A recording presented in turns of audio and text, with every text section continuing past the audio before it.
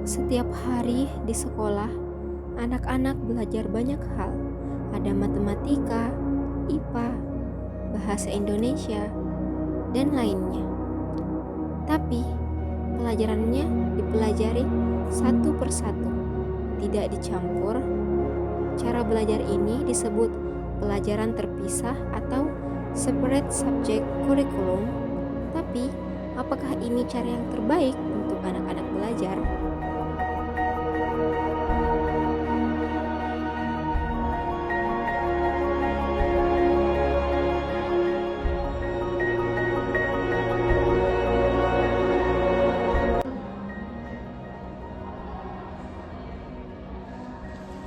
Rin, aku belajar air di IPA, terus belajar banjir di IPS. Topiknya kok mirip, tapi cara ngajarinnya terpisah ya. Nah, kan kita sekarang lagi pakai kurikulum terpisah, jadi pelajarannya itu membahas dari sudut pandang yang berbeda. Oh, pantesan berasa terpisah ya. Tapi kok pembelajarannya nyambung banget ya. Nah, iya kan, kalau pelajarannya digabung itu jadi nyambung banget.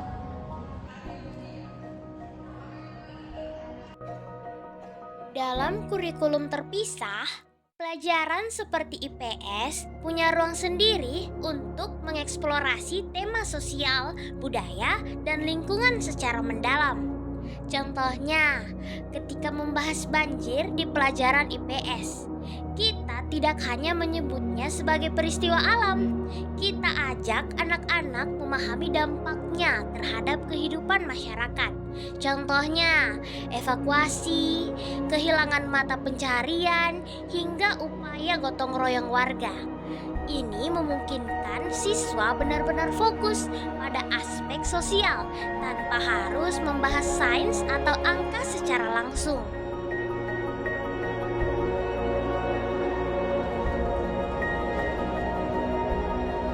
Nah, anak-anak, sekarang anak SD juga itu belajar banyak pelajaran terpisah seperti IPS, IPA, dan juga matematika.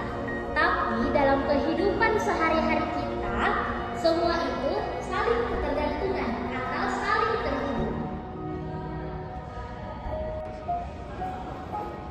Sekian dari pembelajaran Ibu ya anak-anak.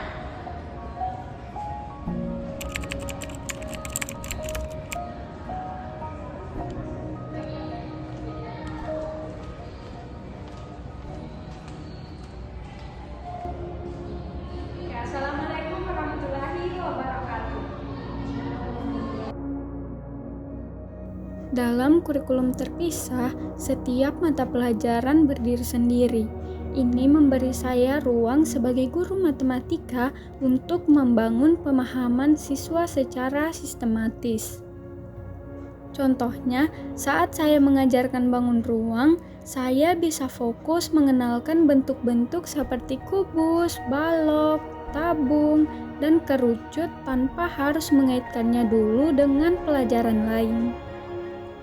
Saya melatih siswa mengenali ciri-ciri bangun ruang, menghitung volume dan luas permukaannya, serta memahami konsep ruang secara logis dan bertahap. Dengan cara ini, anak-anak tidak hanya tahu rumus, tapi juga memahami bagaimana bentuk-bentuk itu bekerja di dunia nyata. Ini penting, karena nanti dalam pelajaran seperti IPA, mereka akan sering menemui konsep ruang dan ukuran.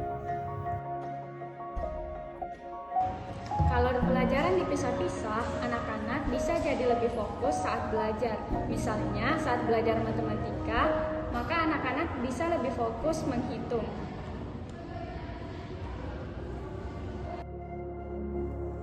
Dengan begitu, kurikulum terpisah tetap bisa memberi ruang untuk kolaborasi antar mata pelajaran, bukan dengan mencampur semua materi sekaligus dalam satu kegiatan, tapi dengan cara yang terstruktur, yaitu menunjukkan bagaimana setiap pelajaran punya kontribusi unik dalam membentuk pemahaman siswa secara menyeluruh.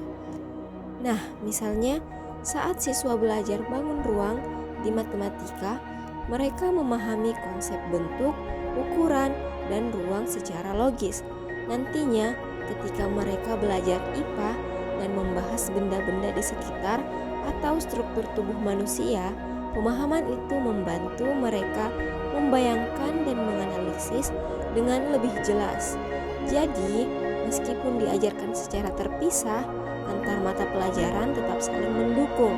Inilah kekuatan dari kurikulum terpisah atau separate subject curriculum yang dirancang dengan baik, memberi kedalaman di setiap bidang sambil tetap mengarah pada pembelajaran yang terpadu secara alami.